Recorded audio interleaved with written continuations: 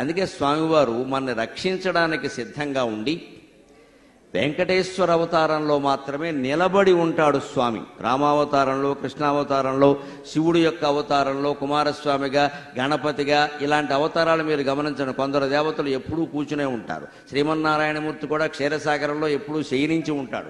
అనంత పద్మనాభస్వామి కూడా శయనించి ఉంటాడు. రాముడు కూర్చునే ఉంటాడు, నిలబడి ఉంటాడు. శివుడు లింగాకారంలో ఉంటాడు, నాట్యం చేస్తూ ఉంటాడు, లేదా తపోభంగిమలో కూర్చుని ఉంటాడు. శ్రీ వెంకటేశ్వర స్వామి ఒక్కడు మాత్రమే 24 గంటలు, వారానికి 7 రోజులు, సంవత్సరానికి 365 రోజులు నిలబడి శంఖచక్రాలు ధరించి ఉంటాడు.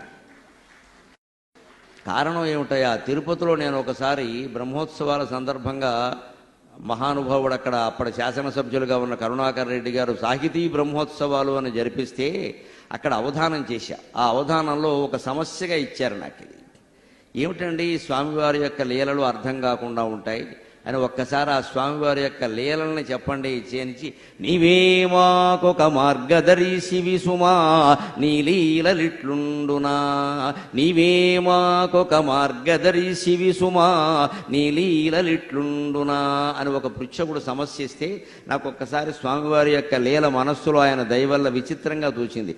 నిజమే, వెంకటేశ్వర స్వామికి ఉన్నంత డబ్బు ఎవరికీ లేదు కదా, వెంకటేశ్వర స్వామి దగ్గర ఉన్న వజ్రాలు, బంగారపు ఆభరణాలు ఎవరి దగ్గర లేవు కదా, వెంకటేశ్వర స్వామికి ఉన్నటువంటి వైభవం మరి ఏ దేవుడికి లేదు కదా, మానవులకి లేదని వేరే ఏం చెప్పక్కర్లేదు. ఇంకా ఇంత వైభవం ఉన్నవాడు ఎప్పుడు నుంచోవడం ఏమిటి? ఆయన కూర్చుంటాను అంటే రత్నాల పీఠాలు చేయించరా టీటీడీ వారు? ఆయన కూర్చోవాలి కానీ ఆయన కూర్చుంటాను అంటే రత్నాల సింహాసనానికి ఏమైనా కొదవగలుగుతుందా? స్వామి నిలబడున్నాడేమిటి అని అనిపించి నాకు ఒక భావన కలిగింది. వెంటనే స్వామి నీ తత్వమిదా, నీ లీలలు ఇట్లుండున్నాను. లేవో కూర్చొన రత్నపీఠ శతముల్ శ్రీ వెంకటేశ ప్రభు, లేవో కూర్చొన రత్నపీఠ శతముల్ శ్రీ వెంకటేశ ప్రభు, ఏ వేళన్ గజముల్ కుచేలురు ధ్రువుల్ కృష్ణల్ నిను విల్తురో, ఏ వేళన్ గజముల్ కుచేలురు ధ్రువుల్ కృష్ణల్ నిను విల్తురో, రవాయంచని భక్త రక్షణకు చక్రం భూని నిల్చుంటివో. అందరూ దేవతలు కూర్చుంటున్నారు, పడుకుంటున్నారు, నాట్యాలు చేస్తున్నారు, రకరకాల భంగిమల్లో మాకు దర్శనమిస్తుంటే నువ్వేమిటయా ఎప్పుడూ నిలబడే ఉంటావు, ఏదో శిక్ష అనుభవిస్తున్నట్టుగా కూర్చోవేమిటి, పడుకోవేమిటి, రవంత విశ్రాంతి తీసుకోవేమిటి స్వామి అంటే, స్వామివారు నా మదిలో స్ఫురింపజేసిన సమాధానం ఏమిటి అంటే, ఎలా విశ్రాంతి తీసుకోమంటావయ్యా? అప్పుడప్పుడు ప్రవచనాలు చెప్పి అవధానాలు చేసి నీకే విశ్రాంతి లేదు కదా, 24 గంటలు భక్తుల్ని రక్షించడమే పెద్ద అవధానంగా పెట్టుకున్న నాకెలా విశ్రాంతి ఉంటుందయ్యా అన్నాడు. భక్త రక్షణ కార్యక్రమం పెట్టుకున్న వాడికి విశ్రాంతి ఉంటుందా?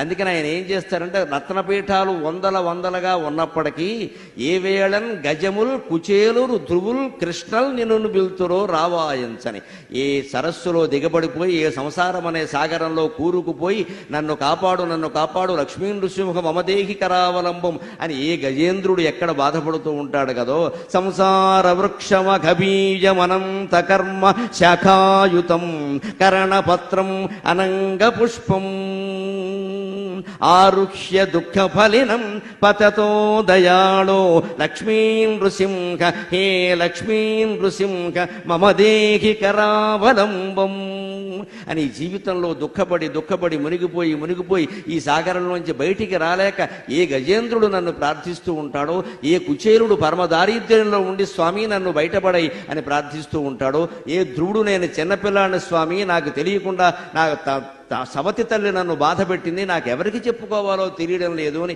ఈ 6 ఏళ్ల పిల్లాడు నా కోసం అలమటించిపోతూ ఉంటాడో, ఏ దుశ్శాసన పర్వాలు కలియుగంలో కొనసాగుతూ ఉంటే ఏ ద్రౌపదీదేవి వంటి మహాసాధ్వులు స్వామి నువ్వు రక్షించు, ఏ నాయకుడు లేడిక్కడ, నాయకోత్తముడు అయినటువంటి నీవు తప్ప అని ఏ ద్రౌపదీదేవి ప్రార్థిస్తూ ఉంటుందో, ఏ అర్ధరాత్రి అపరాత్రి నేను వెళ్ళి వాళ్ళందరినీ కాపాడాలో అని శంఖచక్రాలు పట్టుకుని సిద్ధంగా నిలబడి ఉంటానయ్యా. పడుకుంటే లేచి బయలుదేరడం కష్టం కదా, ఎవరికైనా దేవుడికైనా. ఎవరో మేలుకొలుపు పాడాలి, సుప్రభాతం పాడాలి, లేవాలి, బయలుదేరాలి.